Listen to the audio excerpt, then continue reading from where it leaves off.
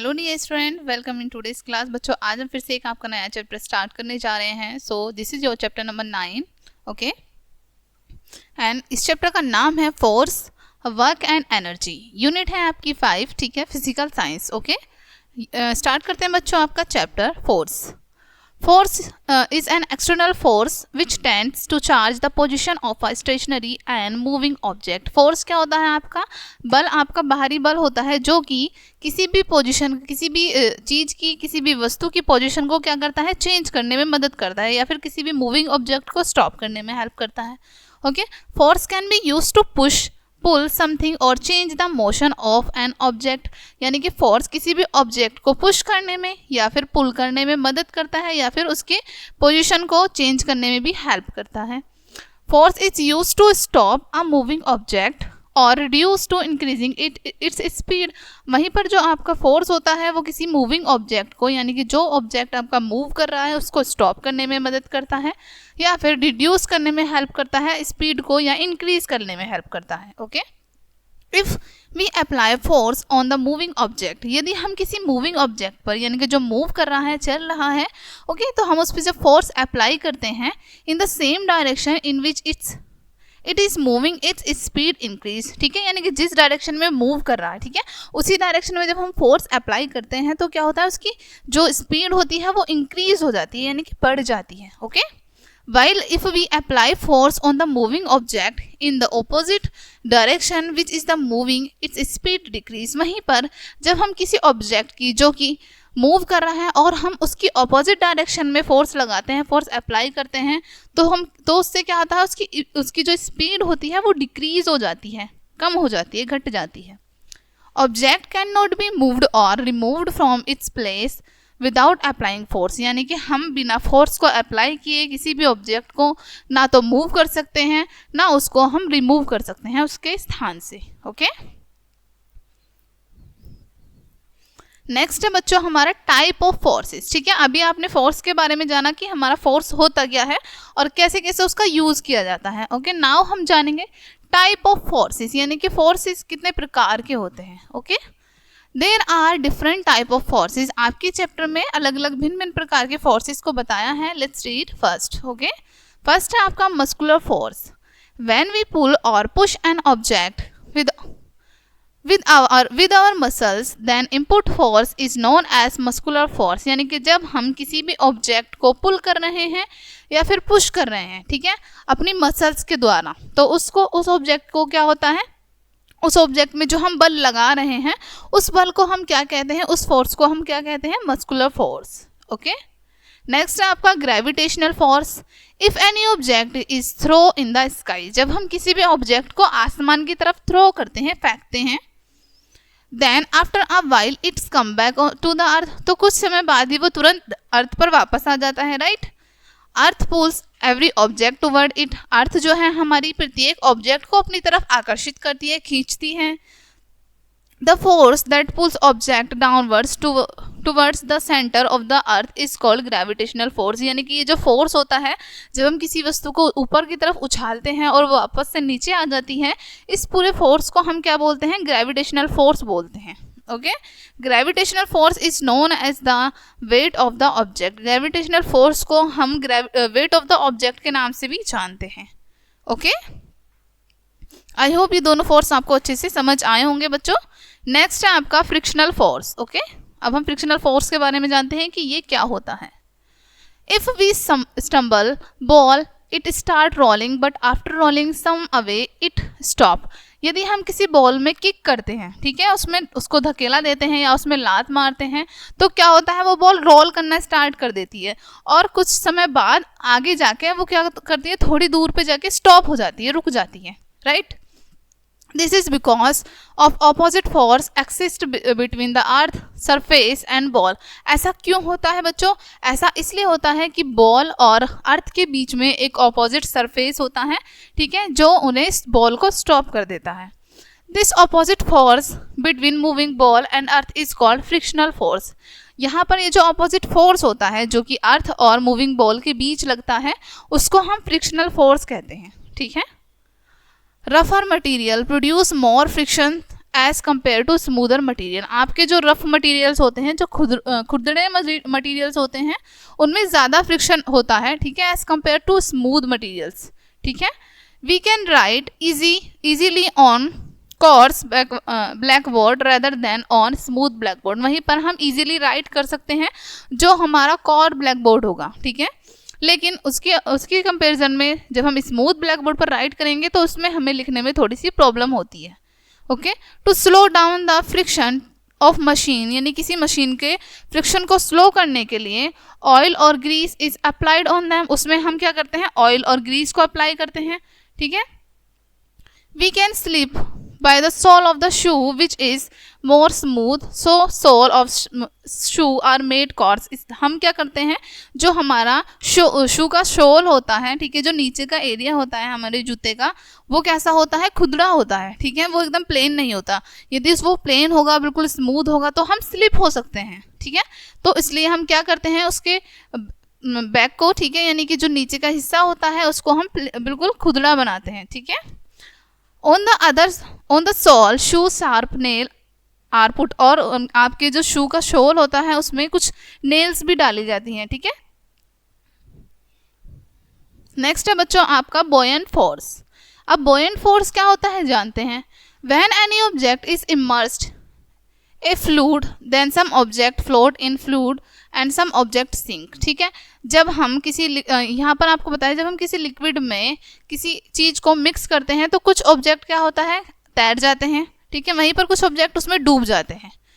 Iron nail submerge in water while plastic float in the water. Iron जो होता है, आपका लोहा जो होता है, वो पानी में क्या होता है, डूब जाता है।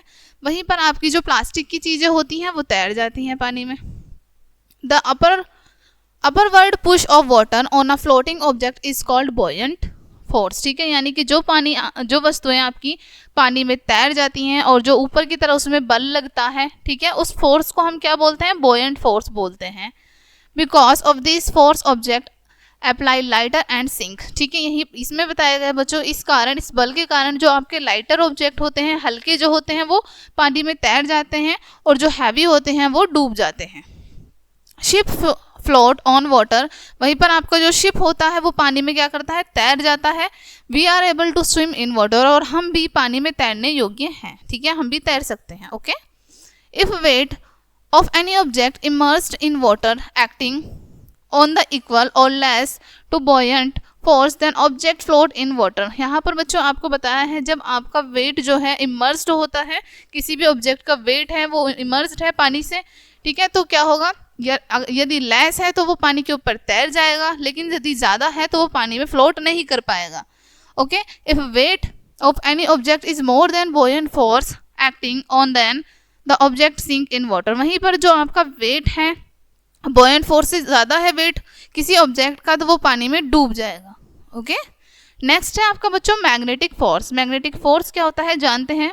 Magnet is a substance which attracts iron toward it. Magnet क्या होता है, एक पदार्थ होता है जो अपनी तरफ आयरन से बनी हुई जो भी चीज़ें होती हैं अट्रैक्ट करता है उनको। Okay, the power that pulls material together is defined as magnetic force, यानी कि जो पावर होती है, जो शक्ति होती है मटीरियल्स को अपनी तरफ खींचने की, ठीक है, उसको हम मैग्नेटिक फोर्स कहते हैं।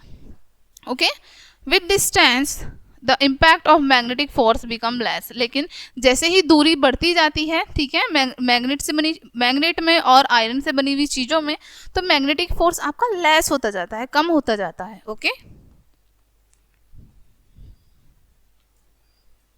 नेक्स्ट है बच्चों आपका नेक्स्ट टॉपिक है वर्क के बारे में पढ़ते हैं। Work is said to be done only when the applied force caused a change in the position of the object in the direction with the applied force. अब यहाँ पर आपको बताया है वर्क हम उसको कहते हैं जो हम करते हैं, ठीक है, किसी अप्लाई पर फोर्स करते हैं, ठीक है, किसी भी ऑब्जेक्ट पर जब हम अप्लाई करते हैं उसको चेंज करने के लिए, उसकी पोजीशन को चेंज करने के लिए, ठीक है, ऑब्जेक्ट की डायरेक्शन को चेंज करने के लिए, तो उस पर हम जो फोर्स अप्लाई करते हैं उसको हम वर्क कहते हैं। Okay, work is done when chair is moved. हमारा वर्क कब डन होता है, जब हम किसी चेयर को मूव करते हैं। Okay, doors and windows are open, वहीं पर हम डोर्स और विंडो को ओपन करते हैं और बंद करते हैं, शट करते हैं to get water from the well. वहीं पर हम जब पानी कुएं से पानी निकालते हैं with the help of machines our work become easy. Machines की हेल्प से हमारा कार्य क्या होता है, बहुत ईजी हो जाता है, राइट। फॉर एग्जाम्पल आपको यहाँ कुछ एग्जाम्पल दिए हैं बच्चों, ठीक है, ये आपके एग्जाम्पल है। ड्रॉइंग वाटर फ्रॉम वेल, ठीक है, वहाँ पर आपको मूविंग ऑफ ट्रेन, ठीक है, मूविंग ट्रेन यानी कि ट्रेन क्या है, एक मशीन है, ठीक है, जिसकी हेल्प से हमारा जो काम होता है, हमारा जो ट्रैवल होता है वो बहुत ईजी हो जाता है, right. Some object do not move to do or do not stop when we apply force. वहीं पर आपके कुछ ऑब्जेक्ट ऐसे होते हैं जब हम उनमें फोर्स अप्लाई करते हैं ना तो वो मूव करते हैं और ना ही वो स्टॉप होते हैं, ठीक है। If by applying force there is no change in its position then no work is done, ठीक है। यदि हम किसी भी चीज़ में फोर्स अप्लाई कर रहे हैं और वहाँ पर कोई भी चेंजेस नहीं दिख रहे हैं हमें, ठीक है, उस चीज़ की पोजीशन में, उस ऑब्जेक्ट की पोजीशन में हमें कोई भी चेंजेस नहीं दिख रहे हैं तो वहाँ हमारा कोई भी वर्क डन नहीं होता। ओके, नेक्स्ट जानते हैं मशीन्स के बारे में। Machine can be defined as a tool that make our work easier and faster and change the direction of force. Machine क्या करती हैं, मशीन को हम एक टूल कह सकते हैं, ठीक है, जो कि हमारे काम को बहुत इजी कर देती हैं और फास्ट कर देती हैं। वहीं पर चेंज करती हैं डायरेक्शन को फोर्स की, ठीक है, जितनी भी फोर्स की डायरेक्शन होती है उनको चेंज करने में भी हेल्प करती हैं। फॉर एग्जाम्पल आपको यहाँ पर एग्जाम्पल के तौर पे बहुत सारी इमेजेस दिखाई हैं बच्चों, ठीक है, जैसे सीजर है, टॉप है, स्पिनिंग व्हील है, ठीक है।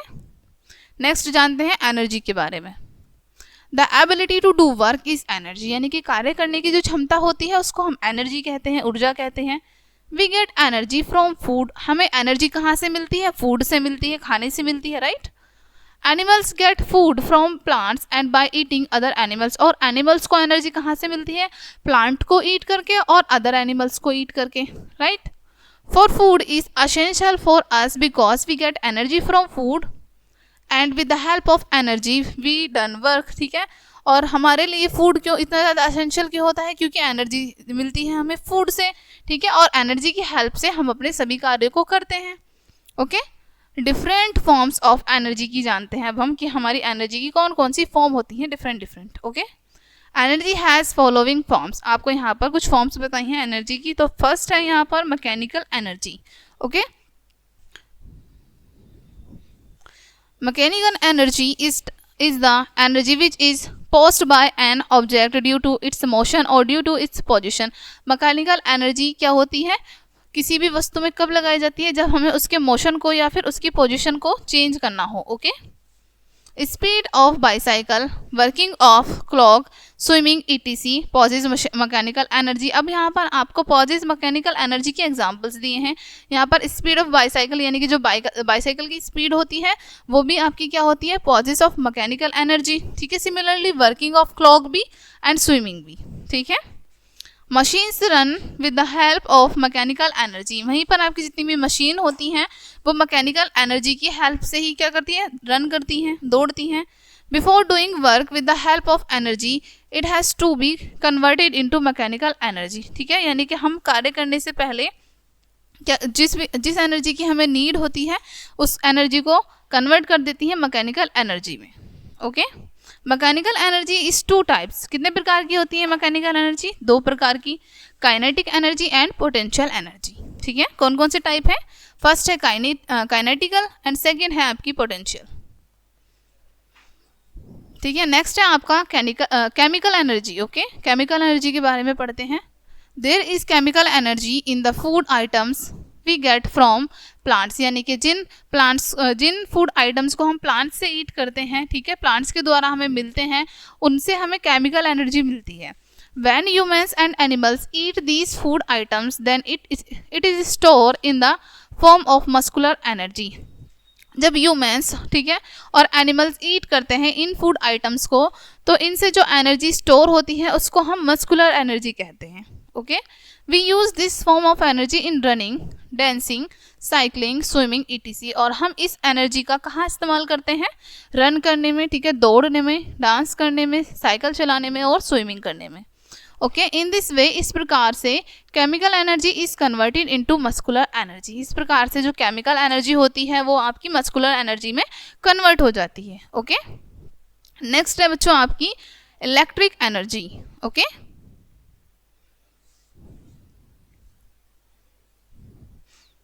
In modern age electric energy is more useful and convenient, यानी कि अब जो बताया गया है बच्चों यहाँ पर कि मॉडर्न एज में जो आपकी इलेक्ट्रिकल एनर्जी है वो बहुत ज़्यादा हेल्पफुल है, यूजफुल है और कन्वीनियंट है। ठीक है, यानी कि काफ़ी इजी है। Electric energy can be change into mechanical energy. ठीक है, इलेक्ट्रिकल एनर्जी जो है मैकेनिकल एनर्जी में चेंज हो सकती है। Light energy and magnetic energy, यानी कि चेंज होके वो क्या बन जाती है, लाइट एनर्जी से magnetic energy. Okay, electrical energy is used in house. आपकी जो इलेक्ट्रिक एनर्जी होती है वो कहाँ होती है यूज, घर में यूज होती है आपके। ओके, फैक्ट्रीज में होती है और फील्ड्स में होती है। ठीक है, this energy is use to produce light and it use in different appliances like fan, radio, heater, television, computer, mobile etc। और इस एनर्जी का यूज़ हम कहाँ करते हैं, जो हमारी इलेक्ट्रिक एनर्जी होती है उसका यूज़ हम डिफरेंट काइंड ऑफ एप्लियंसेस को यूज़ करने में करते हैं, जैसे फ़ैन है, रेडियो है, इन सब चीज़ों को चलाने के लिए हमें इलेक्ट्रिक एनर्जी की नीड होती है। ओके, नेक्स्ट है बच्चों आपकी solar energy, number 4। Okay, the energy produce by sun is called solar energy, यानी कि जो सन के द्वारा एनर्जी प्रोड्यूस की जाती है उसको हम सोलर एनर्जी कहते हैं। ठीक है, this energy can be change into electrical energy, और इस एनर्जी को भी हम इलेक्ट्रिकल एनर्जी में एंड हीट एनर्जी में चेंज कर सकते हैं। The heat of the sun is use to form water, और वहीं पर जो सन की हीट होती है वो पानी को गर्म करने में भी यूज़ की जाती है। सोलर कुकर को और हीटर को गर्म करने में भी यूज़ की जाती है। Okay, the plants prepare their food with the help of sunlight, वहीं पर जो आपके प्लांट्स होते हैं, जो भी पौधे होते हैं, वो सनलाइट की हेल्प से ही अपना फूड बनाते हैं। राइट, नेक्स्ट देखते हैं बच्चों। नेक्स्ट है चेंजिंग फॉर्म्स ऑफ एनर्जी। हमारी एनर्जी जो है किस तरीके से अपने फॉर्म को चेंज करती है दूसरी एनर्जी में। Okay, let's see. We can change one type of energy to another type of energy to different type of work. ठीक है, यानी कि हम एक एनर्जी को दूसरी एनर्जी में चेंज कर सकते हैं और उससे हम डिफरेंट टाइप्स के वर्क को कर सकते हैं। ओके, एग्जाम्पल आपको यहाँ पर दिए हैं, let's read. Electrical energy change into heat energy. आपकी इलेक्ट्रिकल एनर्जी चेंज हो सकती है हीट एनर्जी में, जिससे हम क्या क्या यूज़ कर सकते हैं, हीटर का यूज़ कर सकते हैं और गीज़र का यूज़ कर सकते हैं। ओके, नेक्स्ट है electric energy change into light energy. आपकी जो इलेक्ट्रिक एनर्जी है वो लाइट एनर्जी में चेंज हो सकती है, जिनसे आपके बल्ब, ट्यूब और लाइट का यूज़ हो सकता है। ठीक है, नेक्स्ट है light energy change into chemical energy. Light energy है जो आपकी वो केमिकल एनर्जी में चेंज हो सकती है, जिससे आपके plant for the growth of animal, जिससे आपके किन किन चीज़ों के लिए बेनिफिट होगा, प्लांट्स के लिए and for the growth of animals, यानी कि एनिमल्स की ग्रोथ के लिए। Okay, mechanical energy change into electric energy. ठीक है, जो आपकी मैकेनिकल एनर्जी है उसको चेंज कर सकते हैं हम इलेक्ट्रिक एनर्जी में, जो जिनका इस्तेमाल हम कर सकते हैं जैसे जनरेटर में। ओके, इलेक्ट्रिक एनर्जी को चेंज कर सकते हैं हम मैकेनिकल एनर्जी में। ठीक है, जैसे कि हम फैन और इलेक्ट्रिक बल्ब या जितनी भी इलेक्ट्रिक चीज़ें होती हैं उनमें यूज़ कर सकते हैं।